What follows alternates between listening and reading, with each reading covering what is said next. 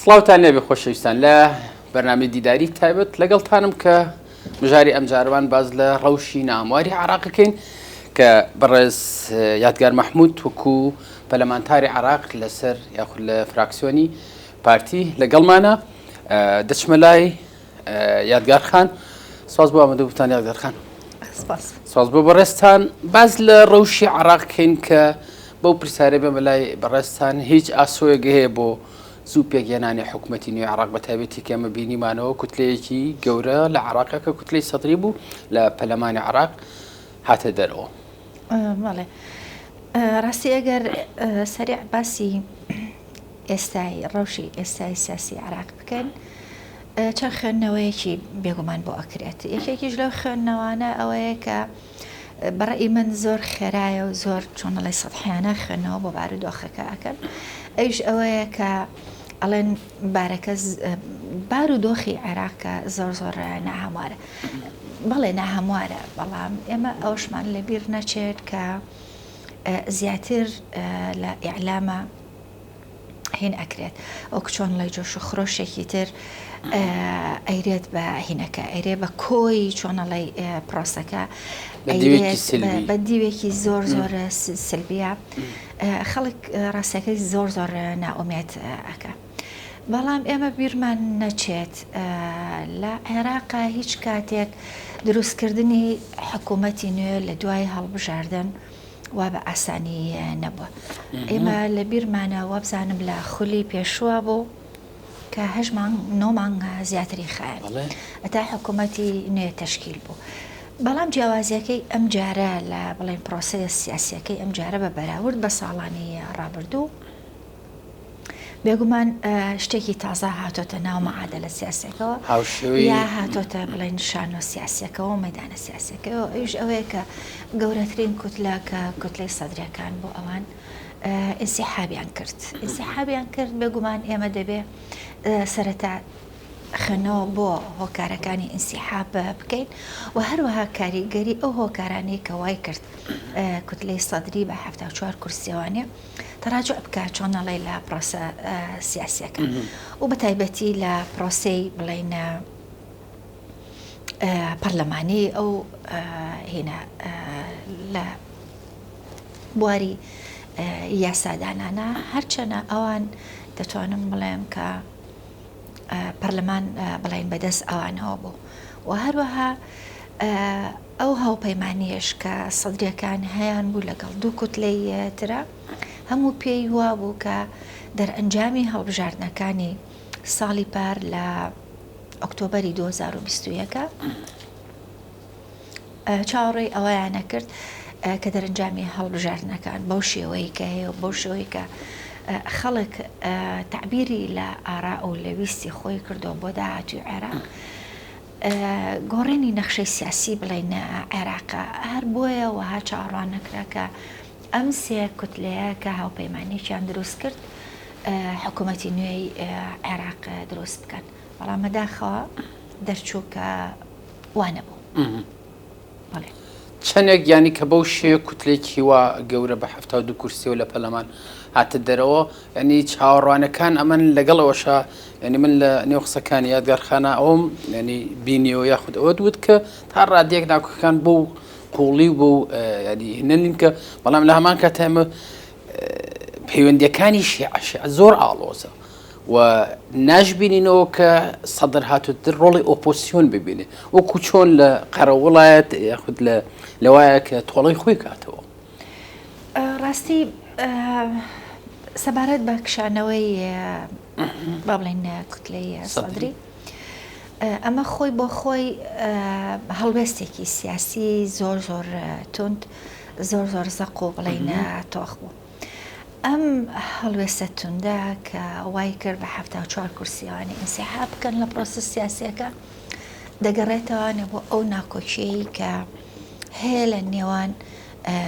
وەکو خۆیان ئەڵێن لە بەیتی شیعە بڵێن لە ماڵی شیعە. ئایا ئەم ناکۆکیە چییە؟ مثلا مەرجعی بڵین شیعەیە ئەم ناکۆکیەیە لە نێوان ئەم کوتلە شیعیانەیە چونکەم چەندین ئەحزابی شیعی ترە هەیە بە تایبەتی ئەوانی کە ئەکەونە ناو چوارچێوەی هەماهەنگیەوە ئەمانە بەیەکەوانێ لەگەڵ بڵێن سەدرەکانە وها پێناس دەکرێن کە ئەمانە ماڵی شیعین ئەم ماڵە شیعیش ئیتر بە بۆنەی بڵێن خلاف بێ لەسەر مەرجعیەت شلایەک مەرجعە بۆ هۆکار دووش ئەو ئەزمونەی بەس لە شوێنگرەوەی یان بوون بە مەرجع لەجێی سیستانی نەخێت مەرجعەکە هینێکی ترە چۆنەڵی لە شوێنێکی ترەوەیە ناکۆکیەکە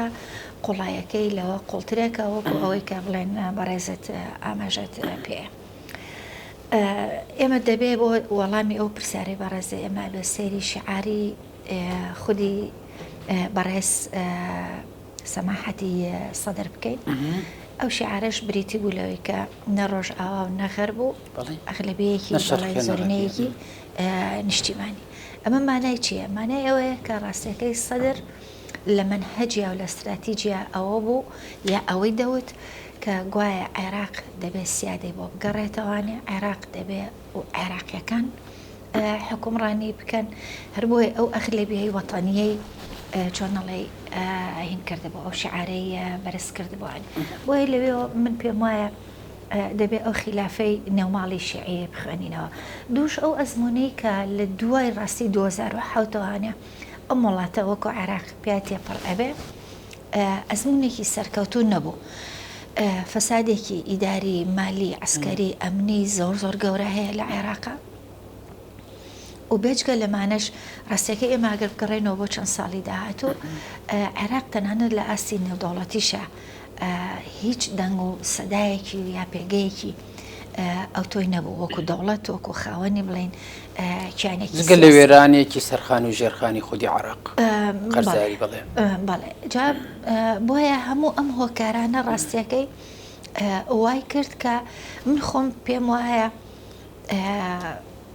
ئەو ئەغلبیەی وەتانیە ئەو شعارەی کە لە کۆتایی شعارەکەیە بەڕێز سەماحەتی سەدر بەرزی کردبووانێ ئەوەیە ئەم نەیدەویست وەکو جاران بۆ سیستێمی جاران حکوومەتێکی بنکەفراوان حکوومەتێکی تەوافقی بڵێن دروست ببێت ئەو حکوومەتە تەوافقیە کە زیاتر ڕاستیەکەی بۆ مۆڵگەی محاسساتی چۆنەڵێ حیزب و لایەنە سیاسیەکان بۆ شێوەش بێ کوتلەی سەدری پێی وابوو کە هەمان بارودۆخی ساڵانی ڕابردوو حکومڕانی عێراق هین ئەبێتەوە دووبارە ئەبێتەوە وە بڕێ من ئەو پێی وابوو ئەگەر بەم شێوەیە حکومڕانی بکرێتەوەوانێ ئەم خۆی زەرەر دەکات لە پێگەی بڵێن جەماوەری لە شارعی عێراقی لە بەتایبەتی لەو شارەکانی بڵێن جنوب بۆیە لە بینی اختیارێکە ئایا حکوومەتێکی تەوافقی بە هەر نرخێک بێ ئەمان حکوومەتێک پێک بهێنن لەسەر ئەساسی بڵێنە تەوافق یا ئایا ئەوە تا تەیاری تەنسیقی کە ئەوان لەگەڵ چەند لایەنێکی ترە هەرچەند بە نهێنی خۆیان ئاماژەیان پێ نەدەدا ئەمانە بوونە ثولثی معەتەڵ بڵێن ئەو یەک لەسەر سێی کە وای کرد نانهێشت پرۆسی سیاسی عێراق کە سەرەتا بە دەستنیشانکردن و هەڵبژاردننی سەرۆک کۆمار دەست پێەکە سەرۆک کۆماریش ئەو کەسێک کە لە کوتلەی گەورەترین کوتلەیە ڕادەسپێرێت بێگومان بۆ سەرۆک وەزیران ئەجا سەرەتا کە ئەو دوو جەلسەی کە ئەنجامیرا بۆ هەڵبژاردننی سەرۆک کۆمار ڕاستەکەی هەنێک لایەن پێیان وابوو کە لایەنی بڵێن ئەم تەحالوفە سیانیەیە کە زۆرینەی کورسەکانیانە بەدەستە یاخۆن بە دیاریکراوی پارتی دیموکراتی کوردستان ینی وایان ئیدعا کرد کە بۆ پەکی ئەوە خراوە کە پۆستی سەرۆکۆماری بکرێتەوە گوایە هۆکارەکە لایەنێکە لەم حاڵەتا پارتیە کە بۆتە هۆکاری ئەوەی کە ئەم ئینسیدادە سیاسیە بڵێن ئەم چاقبەستویە سیاسیە ڕووبە بەڵام خۆی لە ڕاستیەکەی وانە بوو دوایش دەرکەوت کە لە ڕێی نەهێشتنی هەڵبژاردننی سەرۆک کۆمارەوانێ ڕێگر ئەبێ لە تەشکیلکردنی حکوومەتی نێ لەبەرەوەی کە شیعەکان با بڵێن تیاری سەدری لەگەڵ چارچەوەی هەماهەنگیە ڕێک نەکەوتبوون و ڕێک نەئەکەوتن سەبارەت بە دەستنیشانکردنی سەرۆک وەزیران. ئەوان پێیان وابوو کە ئەمان بەو کورسیانی کە هەیەە ئەمان گەورەترین کوتلن. لێشە ئەگەر ئاماژە بە دەستور بن هەڵبگەڕێنەوە بۆ دەستور،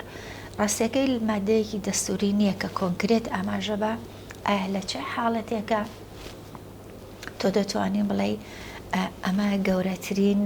کوتلێ، ئایا پێش هەڵبژاردن ئەمە هاوپەیمانیە دروست ببێت یا ئەوە تا ئایا دوای هەڵبژاردن هاوپەیمانیەک دروست بێت و ببنە پێکاتەیەک یا کوتلەیەکی گەورە لەکوێیە چۆنەڵی ئەم فراغە هین ئەکرێت ئەکرێتەوانێ یا ئەوە تا خوێندنەوەیەکی دروستی بۆ ئەکرێ بۆ ئەوەی کە ئەو ئینسیداد سیاسیە چۆنەڵی هین بێت چارەسەر بکرێ. بەڵام ئەم کێشمان کێشانەکە گەورەترین کوتلەیە ئایا دەستور چی ئەڵێ و هەروها لایەکی تریشەوە کە هۆکارێکی یەکێکە لە هۆکارەکانی تر بۆ تەشیل نەکردنی حکوومەتی عێراقی نوێ، بەڵام هۆکارێکی سەرەکی نییە ڕاستیەکەی، چونکە هۆکارە سەرەکیەکە تشکیل نەکردنی حکوومەتی عێراقی دەگەڕێتەوانێ بۆ ناکۆچی نێوان ماڵی شیعە. لام گرنگە بۆ تەکمیلکردنی قسەکانی یادگارخان، یانی لەوەیە کە ئەم ڕوونکردنەوەی لە بارگای بارزانی درراوە، ینی خودی بارگای بارزانی جەنابی سەرۆک ئەڵێ بە ئێمە لامان گرنگ نییە ناوی کەس، بەڵام گرنگە کە شەراکەت و هاوسەنگی و سازانە بێت. ینی بەم شێوە کە چۆنی دیعاە داخراوە کە پارتیە ناوێت تشکیلی حکوومەت بکرێت بە هۆکاری ئەوەی کە دەبێت پۆستی سەرۆک کۆمار دیاری بکرێت لە بەرەوەی ئێمە کە لەم سێ خاڵە وردەبینەوە سازان ئەبێ بکرێت پاشان، ینی بەو شێوەیە کە پۆستی سەرۆک کۆماری دیاری بکرێت، ئەویش پابەندبوون بە دەستوری عێراقەوە مەرجی بەشداریکردنی پارتی دیموکراتی کوردستان. بەڵێ خۆی ڕاستیەکەی سەیریکە ئێمە وەکو پارتی دیموکراتی کوردستان کە هاوپەیمانی چوینە هاوپەیمانیەوە لەگەڵ سیادە و لەگەڵ کوتلەی سەدریە، ئەمە ئەلفوبێی دیموکراسیە. کێ زۆرترین کورسی بەدەست ئەهێنێ لە هەموو وڵاتێکە کە دیموکراسی پیادا ئەکا و سیستەمی دیموکراسیانێ بە منبادی و پرەنسیپەکانی دیموکراسیەوانێ وڵات بەڕێوە ئەبن، ئەوێ هەمیشە کوتلەی براوە بێگومان حکوومەت دروست ئەکا، تشکیلی حکوومەت ئەکرێتە ئەستۆی کوتلەی بڵێن براوە. ئێمە بە پێی مەبادیەکانی بڵێن دیموکراسیەت ئێمە جوڵەی سیاسی خۆمانمان کرد بە حکمیەوە کە ئێمەش یەکێک بووین لە براوەکانی بڵێن هەڵبژاردن پارتی دیموکراتی کوردستان. ئێستا خاوەنی سیویەک کورسی خۆی ڕاستەکەی 33 بوو، ئەو بوو دوانمان ئیتر بە هەر شێوەیەک بێ دوانمان لێ هینکرا چۆنەڵی لێبرا بەدا بەواژووی کوردێک. بەڵێ بەڵام دوای قۆناغی کشانەوەی سەدر ئێمە وەکو کورد وەکو پارتی دیموکراتی کوردستان بە پێی مەبادی دیموکراسیەکان و بە پێی استحقاقاتی بڵێن انتخابی خۆمان بێگومان ئێمە هەڵمان بژاردووە کە لە حکوومەتا بین، ئێمە هەڵمان نەبژاردووە کە لە ئۆپۆزیسیۆنا بین و ئێمە پامێکی زۆر وازەحمان هەبووە بۆ میلەت و بۆ جەماوەری خۆمان. بە زۆر کەسەیە ئێستش نازانن ئایا پێش قۆناغی بڵێن سەدر من بازەکەم ئایا بەژاری حکوومەت ئەکەن حکوومەتی عێراقی ئەکەن یا ئایا ئەبنە بڵێن ئۆپۆزیسیۆن لایەکی تریشەوانێ داوای بۆ نمونە پۆستی سیادیانە کرد وەکو پۆستی سەرۆک کۆمار. سەبارەت بە هەڵبژاردننی یا سیاسەتی پارتی دیموکراتی کوردستان کە بەشداربوون لە حکوومەتە ئەوەیە کە ئێمە پێمان وایە زیاتر دەتوانین بەدەست بێنین کە لە ناو حکوومەتی عێراقی نوێیە بەشدار بن، چووگەم وەکو کورد ئێمە پێکاتەیەکی سەرەکی بڵێن ئەم وڵاتین لە دوای کوتلەی سەدری شەوانێ بە حکمی ئەوەی کە ئێمە وەکو پارتی دیموکراتی کوردستان هیچ کاتێک بە دۆگمێکی حیزبیانە و بەرژەوەندەیەکی حیزبیانە ئێمە بەشداریمان لە پرۆسی سیاسی عێراقدا نەکردووە. مەرجەکانتانەوە نەبوو، مەرجی نەتەوەیی بۆ یاخود یاسایی دەستوری، بڵێ بەڵکو پراگماتیکانە ئێمە سیاستمان کردووە ئەو پراگماتیکی کە ئێمە هەڵمان بژاردووە و میکانیزمی سیاسەتی پارتی دموکراتی کوردستانە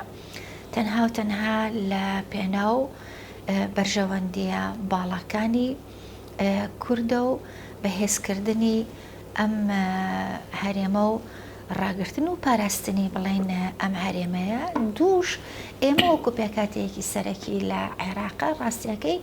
ئێمە وەکو کورد بەشداری ئێمە لە پرۆسس سیاسیەکەیە دەتوانم بڵێم یەکێکە لەو کۆڵەکانی کە عێراق بۆ هەموو شەق و شڕێشەوە کە هەیەی ڕامان گرتووە دووش لە هەمووی گرنگتر لە دوای 2023 و ئازادکردنی عێراقەوانێ ئەو عێراقا نوێی کە هەموو بە کورد و عەرەب و تورکمان و هەموو پێکاتە ئاین و مەسەبیەکانی تراوانێک کە خوازیار بوون ئەوە عێراقێکی دیموکرات بێ عێراقێک بێ کە هەموو پێکاتەکان بتوان خوانی تیا ببینەوەی وەکو هاوڵاتیەکی پلەیەک لەم وڵاتەیە بڵێن ژیان بکەن بۆیە ئێمە وەکو پارتی دموکراتی کوردستان ڕاگررتنی ئەو پرۆسە سیاسیەیەکە وەکو کۆڵەکەیەکی ئەساسی لە عێراقێکی نوێی فیدراڵ لە دوای 2023ەوە ئێمە بۆیە ئێمە مانۆڤری سیاسی خۆمان لەژێر ڕۆشنایی ئەو عێراقا نوێ فدراڵیە بڵێنە دەکەین پراگماتیکانە بۆ ئەوەی کە بەرژێوەندیەکانی هەرێم پارێزراو بن و هەروەها دەستکەوتەکەشمان کە هەرێم و قوارەیەکی دەستوریە ئێمە بەهێزیکەین بۆیە لەم مەرحەلەیەدا بە سازان ئێمە دەچینە قۆناغێکی ترەوانێ پرۆسە سیاسەکە دیسان ئۆسەر لە نوێ دەست پێ ئەکاتەوانێ و سیاسەتی پارتیشمان هەر ئەوەیە چ لایەنێک زۆرترین دەستکەوت ئەو مافانە دەستوریانی کە هەیە کە ئامادەیە دەستور جێبەجێ بکە ڕاستێکی ئێمە لەگەڵ ئەوە ڕێگەکەوین بۆیە سیاستکردن بەعام سیاسەتێکی چۆنەڵی دڵداری نییە سیاستێکی علاقەیەکی ئیجتیماعیانە نییە بەڵکو سیاست زیاتر سیاسەتی سەرکەوت و بەڕای من ئەوەیە کە وین وین سیچویشنە یعنی هەردوو لایەن دوو لایەن کە ڕێژەکەون هەردووکیان بەرژەوەندیەکانیان پارێزراوە شتێک لەم کەمتر ئەمە ڕاستیەکەی سیاسەتی چۆنەڵی مۆدێرنە نەک سیاسەتێکی تونڕەوانە سیاسەتێکە ڕێگەکەی ڕێگێکی مەسەبیانە ڕێگێکی ڕێگەسپەرستانی ئۆنسۆریانە بێت کۆی ئەم قسانەی کە گارخان ینی تقریبن وەکو پیشاندان وەکو جێڕانە وەکو بۆمونی جێڕایەوە لەلام گرنگە کە کوتلەی سەدری کە 74 کورسی هێناوە ینی بەواتە خودی عراقیەکان مەبەسم لە کورد نییە بە حکمی ئەو بازنانەش کە بەشداریان کرد یعنی خودی عراقیەکان ئەڵێن نە شەرقیە نە غەربیە کوتلەی سەدری تعبیر و گزارش لە کۆمەڵگەی عراقیەکات کە بەتایبەتی تر کە یادگارخان کە ئەیان بینی لە نێو هۆڵی پەرلەماندا خۆی ڕاستیەکەی سەبارەت بڵێن بەو شیعارە کە ئایا شەقامی عێراقی لەگەڵ ئەم شیعارە یانە ئەگەر لەسەر ئاستی تاک قسە لەگەڵ بڵێن هاوڵاتیەکی عەرەبدا بکەی بێگومانی هیچ میلەتێک رازی نییە و خوازیاری ئەوە نییە کە وڵاتێکی تربی با بەڕێوە ئەجەن ببێتە جێبەجێکاری ئەجەندای سیاسەتی وڵاتێکی دەرەوە من بە عامە توانم بڵێم لەناو هەموو هاوڵاتێکی عێراقیە هەیە بەڵام لە هەمان کاتیشە ئایا کۆنکرێت ئێمە ئەگەر باس لە پێگەی جەماوەری چێ تیاری تەنسیقی بکەین چ لە کوتلەی سەدری بکەین ئێمە ڕاستیەکەی دەبێ هەڵبگەڕێنەوە سەر دەنگەکانیان ئایا دەنگی هەر یەکێک لەم کوتلانە لەم هێز سیاسیانە لە عێراقدا چەندێک بووە ئەوە بێ هەڵگەڕێنەوانە سەر داتاکانی بڵێن کۆمسیۆن یعنی من وام بینیەوە ئەگەر وا بێت 74 کورسی کۆتلەی سەدری بیا بە لایەنە ناکۆکە یاخود نێیارە سەرسەختەکانی خۆی هەروە لە هەوانتە و نایبینینەوە ینی بە جەوهەری پرسیارەکەم لەوەیە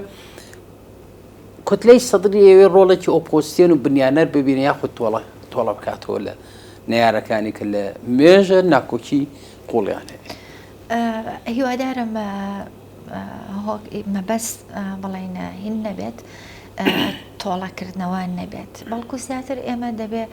ناوی بنین کە ئەمە کوتلەیەکی بڵێن سیاسیە، ئەم خۆی سیاست و استراتیژی خۆی دائەڕێژێت، بێگومان ئامانجێکی هەیە. ئێمە ئەگەر ئامانجی کشانەوەکەی لەسەر ئەساسی تەنها و تەنها ئەو شیعارێک کە کوتلەی سەدری هەڵی گرتبوو و خوێندنەوەی بۆ بکەین، ئێمە دەتوانین بڵێن کە ئەم ڕۆشنایی تیانە ئەبینی کە بەو شێوەیە کە پەیمانی بە جەماوەر و بە دەنگەری خۆی یابوو پێ ئەچێت ئەم لە خوێندنەوەکەیە ئەگەر ئەم حکوومەتە ئاخلەبیە نیشتیمانیە دروست نەبێ، ئەم نەتوانێت ئەو وعدانی کە یاوێتی بە دەنگەری خۆی هێنی بکات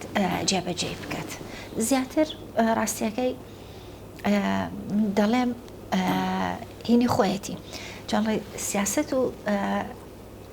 ئامانجی و استراتیژی خۆیەتی کە بۆ ئەم هەڵبژاردنەی کرد. ئایا چەندێکی تۆڵە تێدا هەیە؟ من ناتوانم ڕاستەکەی بڕۆمە نێو ئەو باسەوە تعبیر لە کشانەوەی سەماحەتی سەدر و کوتلەی سەدری بکەم کە ئەمە تۆڵە سندنەوەیەکە لە نارەکانی با بڵێن یا لەوانەی کە منافسە چکم لە خۆی شرۆڤەکارانی سیاسی هەمان قسەکەن. یادگار خان وەکو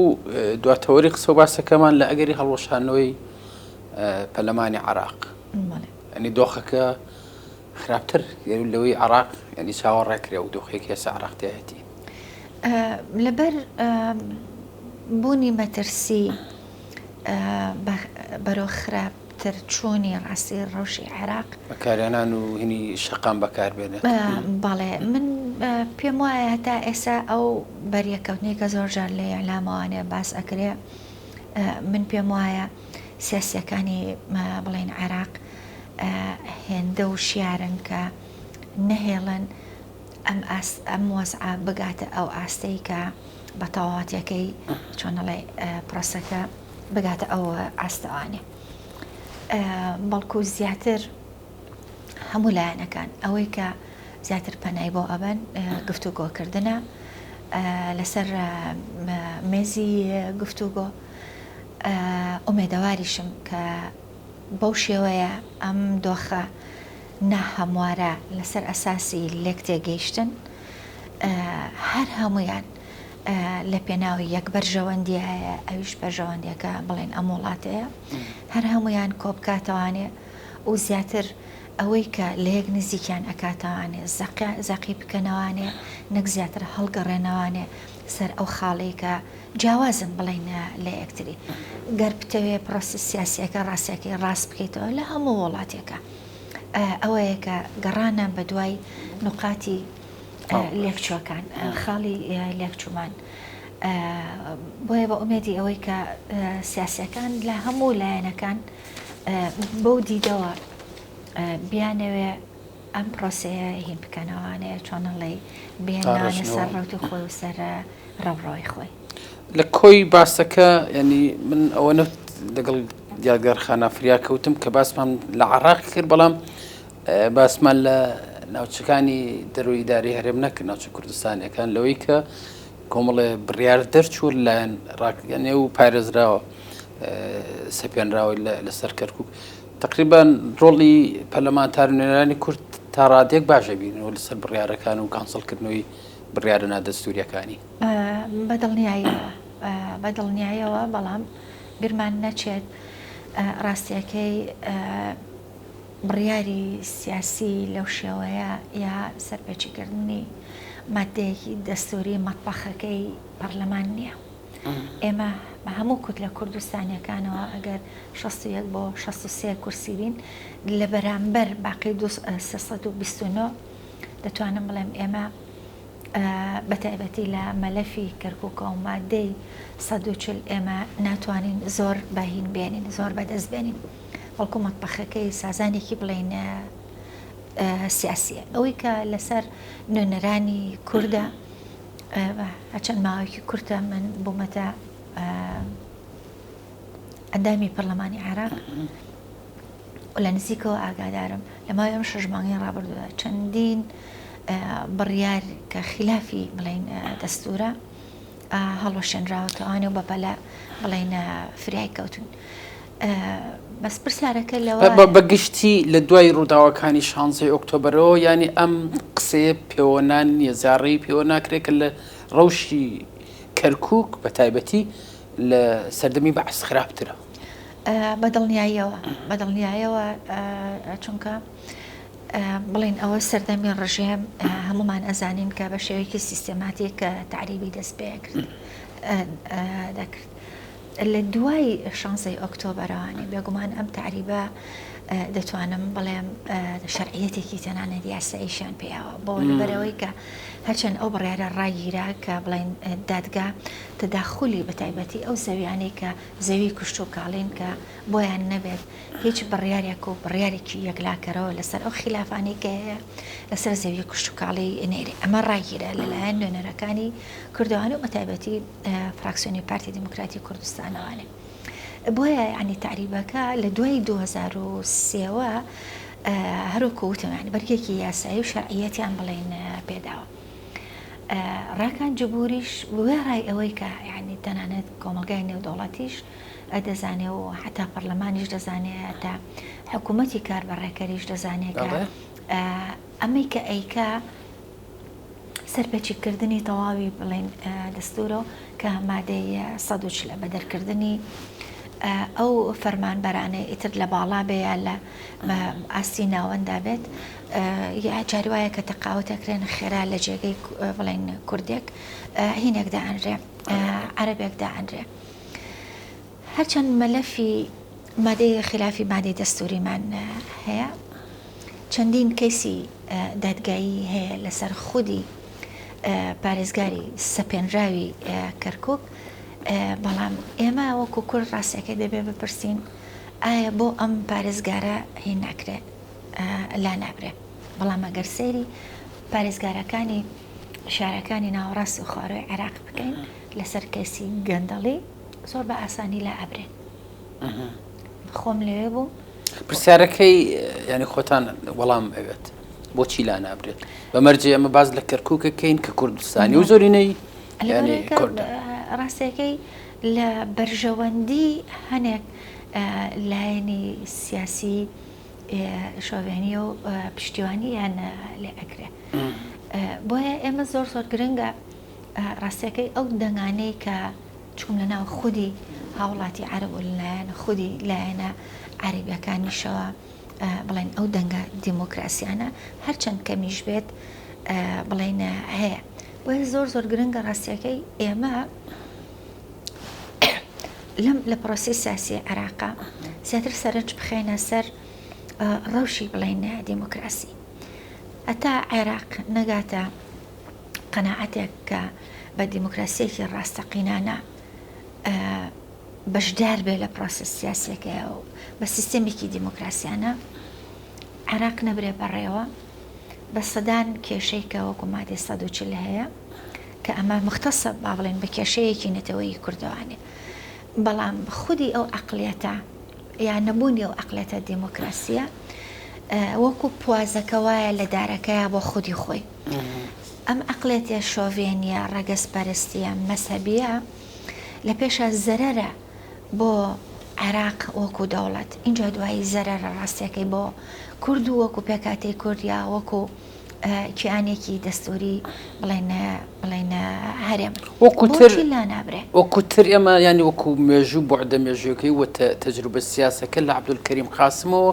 بیگرە ینی تا ئەوانی ئێمە عەقڵێت و نەوعی بیرکردنەوەی ینی دەسەڵاتدارانی عێراق ئەزانین بەڵام ناچاریە کە ئێمە بەو شێوە وەکو کورد لەگەڵ ینی لایەنەکانی دیکەی نەکەین ئەگەرنا ینی دەریچەیەک تر و دەرگایەکی تر نییە لێ بدرێت بەدڵنیایەوە ئەویش ڕاستەکەی تەقوێکردنی مەفهومی چۆناڵی دیموکراسیانەیە دوورکەوتنەوەیە لە سیاسەتی ڕەگەزپەرستی و واسیێنانە لەو سیاسەتەی کە ڕژێمی پێشووی عێراق گرتبوویە بەر ئەگەر بتێ دەوڵەتێکی بەهێز دروست بکەی دەبێت بە دید و بە ڕەحیانەتێکی دیموکراسیانەوانێتەوە مامەڵە بکەی کە بەمەوە مامەڵەت کە ڕاستیەکەی ئەمە پێوەەر و ڕۆحی بڵێن سیستێمت بوو دەوڵەتێکی وڵاتێکی بەهێز دروست ئەەکەی بۆیە ڕاستیەکەی ئێمە وەکو کورد هیچ کاتێک هین نەبووین یعنی چۆنەڵێ مەترسی نەبووین لەسەر خودی عێراق ئەوان پێیان وایە بەم سیاسەتەی کە بڕینی بودجەیە پێنەدانی بودجەی پێشمەرگەیە سایتەرە داواکردنی ڕادستکردنی سەرۆت و سامانی ئەم بەگشتی پێشەلکردنی دەستورە ئەمان پێیان وایە کە ئێمە مەترسیەکەین و بە لاوازکردن و بە برسیکردنی کورد ئەمان دەتوانن دەوڵەتێکی عێراقی بەهێز پێک بنن بەڵام خۆی ڕاستیەکەی پێچەوانەکەی ڕاستە پوازەکە لە ناو خودی خۆیان و ئەو عەقلەتێ شۆڤێنیە کە چەندین ساڵەیە دەتوانم بڵێم لە دروستبوونی عێراقەوانێ باڵی گرتووە بەسەر سیاسەت و بەڕێوەبردننی عێراقدا عیبرەتشان لە ئەو دەرزەمێژانە وەرنەگرتەوە کە بۆتە هۆی ئەوەی کە ئێستا بەو شێوەیە عێراق ینی خەرابستانیە لەگەڵ یادگار مححمود وەکو پەرلەمانتاری عێراق لە فراکسیۆنی پارتی دیموکراتی فرانس زۆر سپاس کە لەگەڵمان هەبوویت سپاس بۆ بەڕێستان خۆشەویستان و ئازان ئێوە هەمیشە کامەران و تەندروست بن